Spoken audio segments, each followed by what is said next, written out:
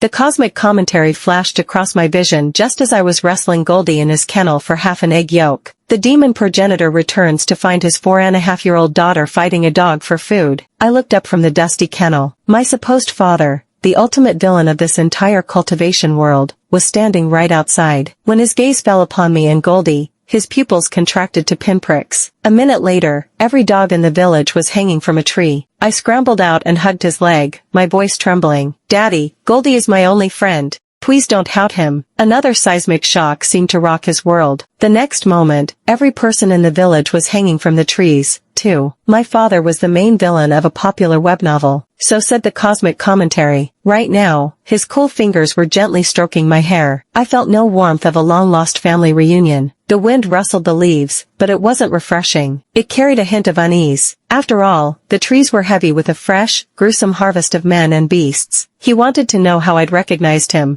He had, after all, just seized a new body, that of a boy no older than 14 or 15. I just giggled and said nothing. He patted my head, murmuring that I was truly his blood, that our souls were connected. I didn't have the heart to tell him the truth. Forget him. If Goldie had suddenly opened his mouth and told me to call him Dad, I would have obeyed. I was 4.5. I couldn't even win a fight against a dog. Being clever wasn't a choice. It was a survival requirement. The cosmic commentary began to scroll again. How can Corvus, the great demon progenitor, not see that this girl isn't his? Not only is she not his, she's the child of the adulterous couple who caused his downfall. What a shame. The little girl is quite cute. Hey, couldn't you guys have mentioned this life-threatening detail a little earlier? I'd already called him Dad. It was a bit late to take it back now. The commentary laid it all out. I wasn't Corvus's biological child from the get-go. The cosmic readers were already placing bets on how many chapters I'd survive. Corvus was a legendary monster, a true devil who lived by the creed, "I would rather betray the world than let the world betray me." Especially after his fall from grace and subsequent climb back to power, his mind had become incredibly twisted. Slaughter was his hobby. The list of clans he'd annihilated could fill several screens. Right.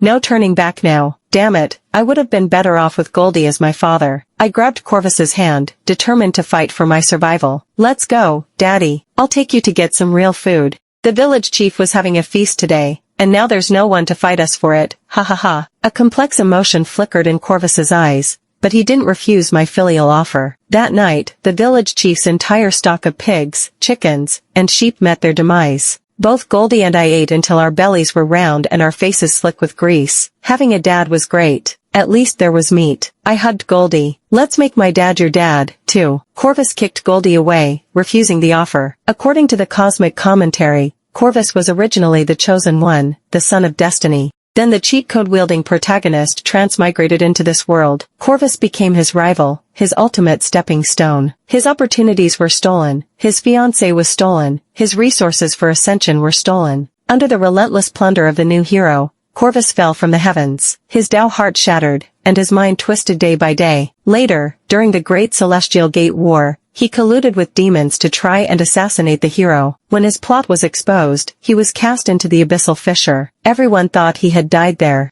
But he'd miraculously survived, albeit as a crippled man. From then on, Corvus lived in anonymity, settling in Ethelgard City. He met a gentle healer, and they married and had a child. On the day of the child's 1-month celebration, his old enemies appeared and slaughtered his entire family. Only the infant girl in the swaddling clothes was left. In a normal news story, that would be the end. In a male-centric cultivation novel, that was just the first chapter of a multi-million-word epic. This time, Corvus would take back everything that was his. And I, Shuri, was the first thing he was taking back. After dinner, Corvus calmly opened a small notebook under the lamplight, asking me to recount every grievance I had suffered over the years. Even a dog barking at you on the street counts. The commentary chimed in. Corvus plans to refine the villagers into a banner of 1,000 souls and make it a magical artifact for his daughter. I fell silent. Goldie fell silent. Oh, cruel heavens. I did not want a creepy, overprotective demon daddy. Though Corvus was eager for revenge, I was only 4.5. What could I articulate clearly?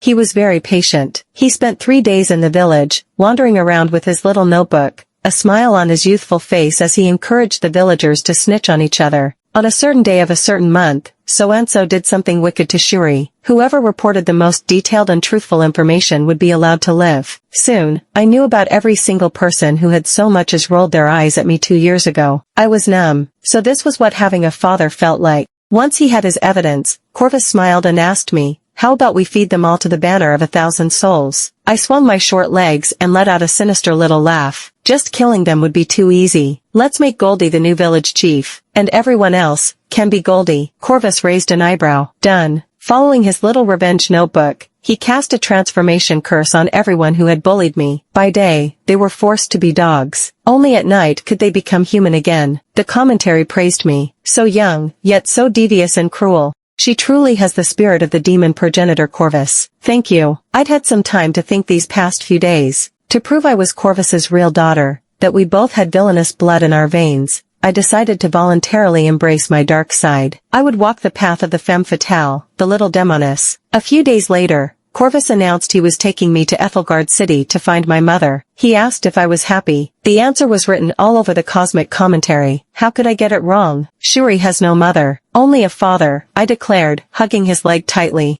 Corvus smiled and patted my head, but he still took me to the gates of the city lord's manor. This was exactly right. He was the villain, after all. Holding the jade pendant my mother had left me, I was quickly granted an audience with the city lord's wife. In just a few short years, my supposedly dead mother had already upgraded herself to the wife of a city lord. A chubby, pink and white little boy nestled against the richly dressed woman, glaring at me with hostility. "Mother, who is this?" I was 4.5. The little boy looked about 3. My frail mother had certainly been efficient. The woman looked at the jade pendant in my hand, then at my face, her expression a mask of awkwardness. This is a distant niece of mine. She sent the little boy away and asked how I had come here. Following Corvus's instructions, I told her, "Father has returned. He sent me to find you, Mother." "What? Your father is back," she shrieked, her teacup clattering to the floor. She looked as if the demon progenitor himself was already storming the gates. Forgetting all about me, she stammered, "Quickly, summon the city lord."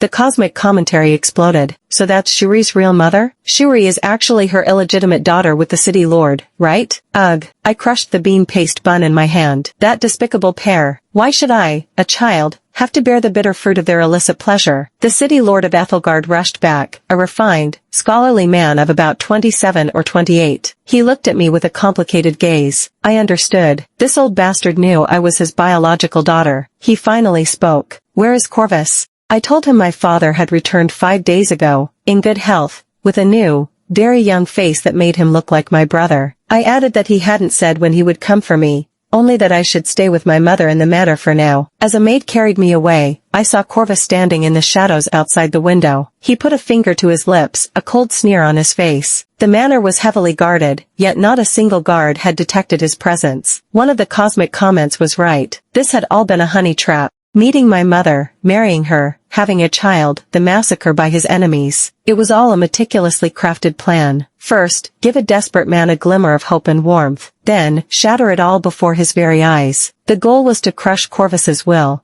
to break him completely from the inside out. That way, even if the once proud son of destiny survived, he would be nothing more than a broken shell. It was a far more sophisticated method than simply hunting him down. They just never expected Corvus to survive. They never expected him to crawl out of hell once more. The city lord's manor was doomed, and I was in deep trouble. After much thought, I knew I couldn't just sit and wait. I was only 4.5. My whole glorious life was just beginning. The strong don't complain about their circumstances. I spent 2 days mapping out the entire matter. A wicked plan was brewing. That evening, my so-called mother brought me a bowl of